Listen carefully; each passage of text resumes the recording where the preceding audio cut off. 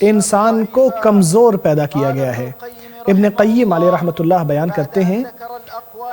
جبکہ انہوں نے اس آیت کے حوالے سے کئی اقوال ذکر کیے تھے، فرمایا کہ صحیح یہ ہے کہ یہ ساری باتیں درست ہیں، کیونکہ انسان کی بنیت یا اس کی تخلیق کی بھی ضعیف ہے، اس کا ارادہ بھی ضعیف ہے، اس کا جسم بھی ضعیف ہے، اس کا صبر بھی ضعیف ہے، اور بیماریاں اس کی طرف بہت تیزی سے آتی ہیں، بالکل ویسے یا بلکہ اس پانی سے بھی زیادہ تیز جو اوپر سے یا پہاڑ سے نیچے آ رہا ہو۔ اگر اللہ تبارک و تعالیٰ کی یاد اسے بچا لے تو درست، ورنہ اس کی ہلاکت اس کے نفس کے بالکل ساتھ پہنچ چکی ہوتی ہے۔ بھلا انسان اپنی طاقت کے بلبوتے پر کیسے دھوکے میں اور فریب میں آ سکتا ہے، اللہ سے کیسے غافل ہو سکتا ہے؟ اللہ کا فرمان ہے، اللہ نے ہی آپ کو کمزوری سے پیدا کیا ہے، پھر کمزوری کے بعد طاقت دی ہے، اور پھر طاقت کے بعد دوبارہ کمزوری اور بڑھاپا دیا ہے۔ وہ جو چاہتا ہے پیدا کرتا ہے، وہ علم رکھنے والا اور قدرت رکھنے والا ہے۔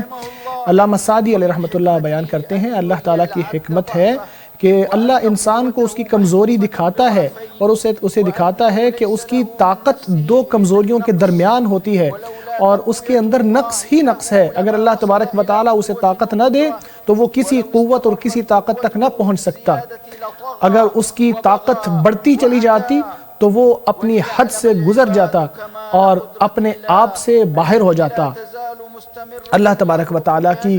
طاقت تو ہمیشہ ہے اور مستمر ہے، جو کبھی ختم نہیں ہوتی، اسی کے ذریعے وہ سارے معاملات چلاتا ہے، اس کے اندر کوئی کمزوری نہیں آتی، اس کے اندر کسی قسم کی کوئی کمی نہیں آتی۔ اے بھائیو، انسان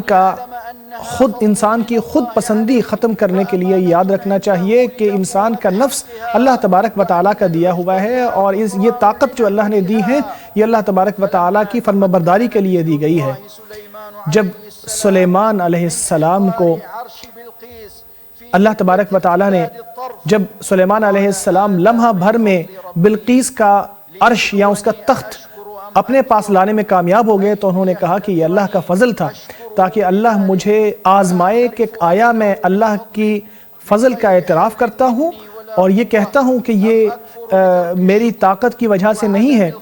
یا میں ناشکری کرتا ہوں اور اس چیز کو صرف اپنی طرف منسوب کرتا ہوں۔ تو مسلمان اپنی طاقت اور اپنی عظیمت کو اللہ تبارک و تعالیٰ سے لیتا ہے، اور اپنی طاقت سے برات کا اعلان کرتا ہے، اور جانتا ہے کہ اس کے پاس کوئی طاقت نہیں ہے سوائے اس کے کہ اللہ اس کو طاقت دے۔ وہ کوئی کام نہیں کر سکتا جب تک اللہ اس کو اس کام کی توفیق نہ دے۔